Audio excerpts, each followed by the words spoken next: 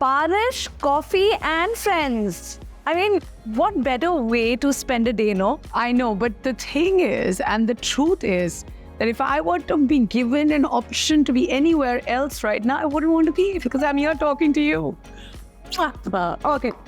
Now, we have to start with our mommy talks. Yes. Listen, I am really struggling. I'm struggling with my weight. I'm struggling with my body issues. I had lost 16 kilos after I gave birth and I was very happy with myself, the fittest me I've ever been. And I don't know, and I see your post and I'm so motivated, but I don't know what I'm doing wrong, and I'm not alone, and I know that. I know there are so many mommies out there who feel what I feel, and yeah, what is going wrong? I don't know. Okay, firstly, I just want to tell you, you look amazing.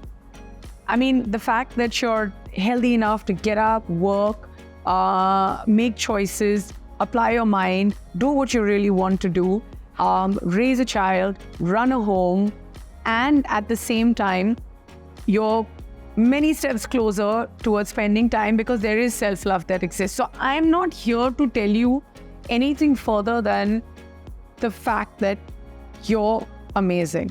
Now, everybody wants to be better, and everybody realizes that, and everybody knows that, you know, there's a point where there are going to be compromises. Now, that compromise could be less time with friends. That compromise could be dealing with internal issues, because even when you take those 70 minutes off to train, us as mums, as much as we say that, hey, we want to delegate, we want our husbands to do this, we want all of this happening in our lives, why can't someone take over? Emotionally, we want to be involved. Yeah. So what happens, you know, we're just constantly fighting these battles. Why I'm trying to state all of this is that I've just been through this. I'm always going to go through this. I'm still struggling. I feel like, as far as my fitness is concerned, and like you said, all of us are in the same boat. We need to talk about it. We need to address our flaws. We need to stop putting ourselves out as the perfect package. We need to stop, you know, adding Super moms. We need to stop using words like that. We don't want all of this, because we're painting, we're giving people the wrong impression.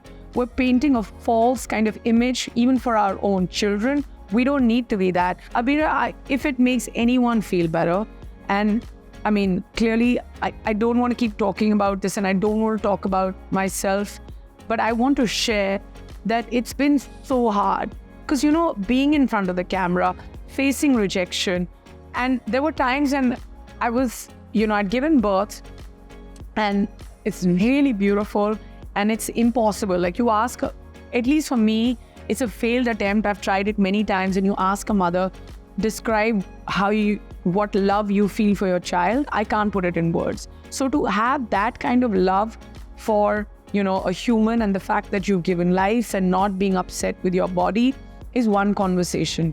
But then to tell yourself the truth when you're alone in a room and you're seeing yourself and you're literally lifting your belly fat and saying that, how did this happen to you? You have to address it. And I feel like, you know, as an actor or somebody who's in front of the camera all the time, we're allowed to be more vain than everyone else. It's the only profession where you get to work and there's 6 people there to get you ready for work. It doesn't happen anywhere else. Also the only profession where you have so much of pressure of looking a certain way. Exactly. And that's what I was trying to get at. Beneath all of it, it shakes your core. And sometimes you need to get to a point that it shakes your core. And that's the only way. Someone else talking, going to experts, paying money, and people saying that, hey, you know, but we paid this dietitian so much money, or we paid this trainer so much money. You don't have to. You can wear your sneakers and go for a 5-kilometer run anywhere.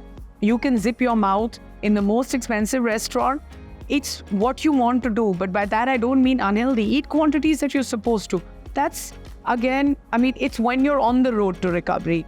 But that part where you're fully hurt, broken, and, you know, I had issues with my weight to a point when I would not be able to identify whether the rejection was because of my weight or whether it was the weight that had me rejecting myself at many levels. So even if I were to...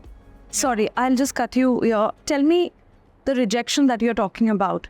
So you got rejected at work because of weight? Because I know, remember we spoke about you announced your pregnancy and you were dropped from so many shoots. Yeah, I was dropped from 2 shows. Yeah, Yes. I know that. You told me this. And now are you telling me because of weight was also an issue? I mean, 100% yes, because sometimes you get hired for a role where you're supposed to look a certain way. Of course, times have changed to say that I have a film, Bad Newz, and, they put me in these kaftans, and I had, I'd just given birth, and my son was literally 45 days old when I went out to shoot. But, I mean, there was acceptance with all the weight on me, and right now I don't think that when I joined the business straight after becoming a beauty queen, did I think that, say, 22 years later, after becoming a mother of 2, I'd still see myself on the silver screen with all that weight, because there was no comprehension of having that much weight on you and then still being accepted. Times have changed, but have I faced rejection also because of it? Yes. And I feel like sometimes when you have body image issues and it comes and goes, for me, yes, a lot of people were very nice to me and said, you look beautiful both ways. But for me, it was not about being a certain size. It was about being fit. I want to confess, with the amount of experience, with the amount of wisdom, with the amount of time spent in the business, I would say that, hey, maybe I'm not being called for this because, I've got extra kilos on me. And the reason may not have been that at all. But it's in your head. It's in your head, right? You start doing this to yourself. You have to take charge. You have to do it. When was that point in your life where you thought, that's it, I can't be looking at this, Neha, I need to do something about it? That's a really nice question when you remember that point, because when you are halfway through that journey, which I think I am, because fitness is not something, or health is not something that you can keep saying that, hey, now that I've done this. I could have also been this person where I'm saying that, hey, I'm going to be seen in this small, really interesting part in a film that's been presented by Karan Johar, and there's inclusivity in the business, and nice of them to cast me the way I looked. And then I could continue to be like that, mujhe aise parts to mil hi jayenge. You know what I mean? Yeah. Either you set in with that complacency or you do something about yourself because, you want to be on stage, you're hosting events, you want to look good on camera, and there's nothing wrong with that want or that vanity, or you want to be fit for your children, and, or it's just setting those goals. But when was that point? It was more than a year and a half ago. And that's why I tell everybody, take your time. If not, it's not the shortest route. Health and fitness, I learned, this is the one thing I learned from Angad. It's a way of life.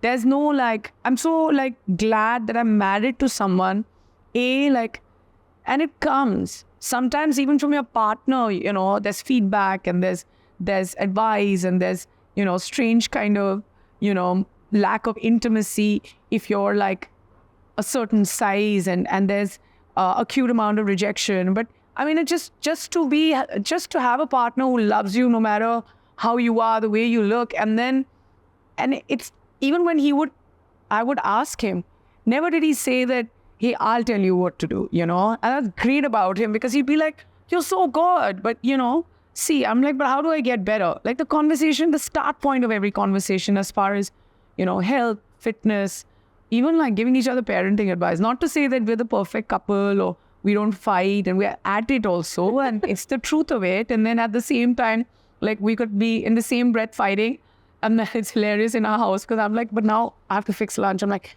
you did this to me, you did this. What do you want for lunch? Okay, but you did this to me. It's that break, that steak, but it's great. But all I'm saying to everyone, I know so many moms, Abira. And I know so many new moms. And I know so many women out there. And I know so many people who struggle with this issue. And, if you're talking about my post, I did write about inclusivity and I did write about that. But, that's one conversation parked aside. Do what you think is good for you. Now we have some food here and we're going to eat. And when I asked Neha, what do you want to eat? She said, anything, everything. I'm like, how is she becoming fitter and eating everything? So what is this relationship with food that has changed? Very healthy relationship with food. I want to tell everybody, please have a healthy relationship with food. Food sometimes does to you that even a great conversation and friendships can't do. I mean, don't get into like, and even if you are like, if you think you need to do emotional eating sometimes and people do it, but don't get into a habit of doing this because you're hurting yourself. So whatever it is, address the issue after a point. Like to say that, back in the day after a breakup, I've not sat over there like Bridget Jones' Diary and eaten like a big slice of chocolate cake. Hell yeah, I've done all of that. But I'm talking about current state of mind. I'm happy to taste everything. I'm happy to have everything. It's controlled portions. How do you control portion? That's the biggest question that everybody has. How have you learned when to stop? I eat slower. That's the only thing I've changed. I don't eat less. I mean, if you want to know my advice, I know people who are on one meal a day. It's something called OMAD that everyone's doing, and I don't know. Please eat. I've just heard about the slang and I found it very interesting. But It's called what? OMAD, one meal a day. Okay. Oh. Yeah, OMAD. Yeah. But my whole point is again, right? What did you say in the beginning of the interview? You come back to square one. Yes. It's what you can maintain. I know I can maintain eating slow for the rest of my life. I know I can maintain eating dinner with my kids. So I eat very early dinners and I eat really late breakfast. And I hit the gym on an empty stomach. So that's the thing. 3 tips to remember. I mean, it works differently. Yeah, what time do you have? Okay, let's try this. This place is known for Turkish eggs. Oh, really?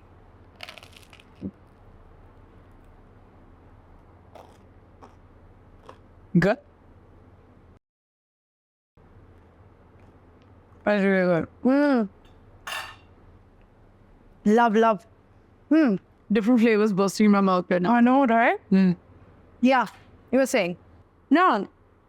So, what time do I eat dinners or what time do I eat breakfast? Oh, dinner and breakfast. So I eat my breakfast around 11. Okay. Very late. Because I finish my workout, finish everything. And on the days that And lunch? lunch is pretty much on the go. Like it's really tiny, my lunch. Oh. Yeah. I'm not a big lunch person. So I'll have like, a little bit like today, for instance, it's just a little bit of tofu with steamed vegetables and like a spoonful of quinoa. So there's a rice, like a bowl that I usually eat. Like this is every day. You're on the move. Yeah, I'm on the move. So it's in the car and I just eat it. It's put in a hot case and it's brought. And dinner, I sit down with the kids. So they tell me about their day. They talk about, right now my daughter's trying to understand different kinds of emotions. So she's talking to me about that. And what's great is the kids start tasting new stuff. Yeah. And you have a daughter. And for me, the big win yesterday was to feed my children drumstick soup. So I was just trying to like conceal it and talk like, yeah, drumstick soup, which was fully like, it was so delicious with like carrots and potatoes. And then they were just like, And boil it and take out the broth of it. Yes, I know. it's so delicious. So then, just enjoy I it? feel like, because conversation, right? I mean, of course, for them, they like that chicken stock flavor and then you mix it all up and give it. So it was a bowl, plus it was a rainy day. So, everything. And then I feel like, again, when you're in conversation, you're eating slow. So no matter where I am, that one meal, because breakfast when they go to school, it's hard for me to match that time. And on school days, lunch is also really hard for me to match that time. But dinners, we eat early and then it's time for them to go to bed. And then, Do you go to bed early? No, I don't. So I go to bed by about, say, 11. Okay, not bad. Yeah, 11. Some days 11:30. But I mean, I am the kind of person who will invite people over and say, please come home for dinner from 8 to 11:50. So I give an exit time also. They're like, who does it? I'm like, but for all further assistance, my husband will stay up till 3 o'clock in the morning. Because if it's a school night, then you have to... Yeah, no, he's okay waking up even after 4 hours. So it's not like he doesn't wake up. But you need your sleep. Yeah, and that's a really important part of like getting fitter. Sleep 8 hours minimum. People do not give enough importance. If you think that, oh, but I slept less and I needed to go for my workout and training, skip the workout.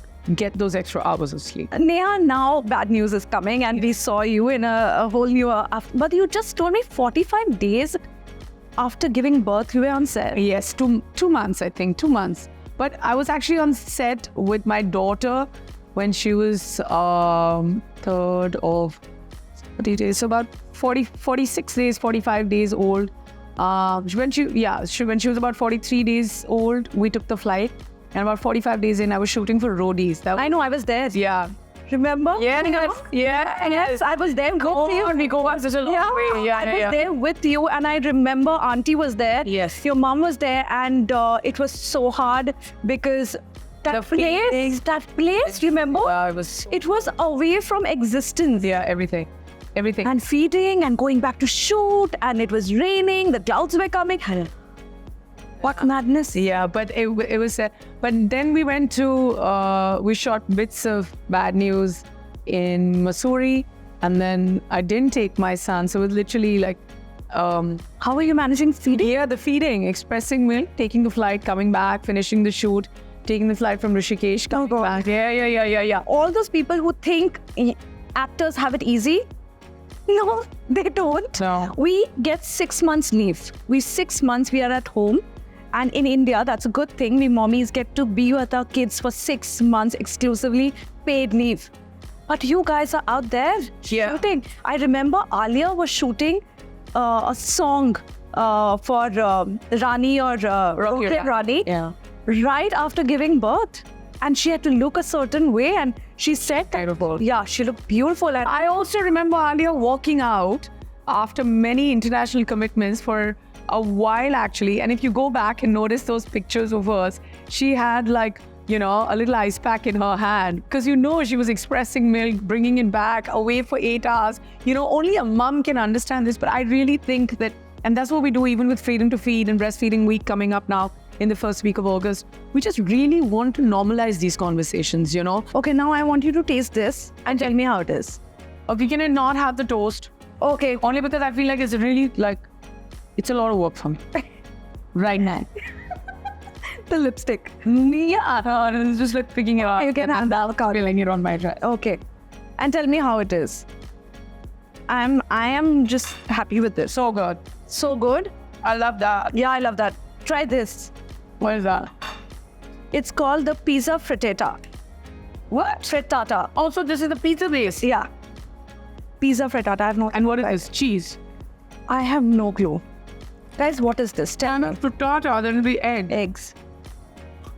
I heard so much about this place, and I was just like, I need to come back here and eat here, and I want to eat the right things with good company. And guess what? My guest has come through. Enjoy your food. Be kind to yourself. Be kind to yourself. Yeah. Yes, that's the motto. Yes. Be kind to yourself. Yeah. I need to do that. And there's no bad news about it. Yes. Bye. Thank you so much, love. Thank you. Thanks, Abira. So it's so nice to talk to you always. Always.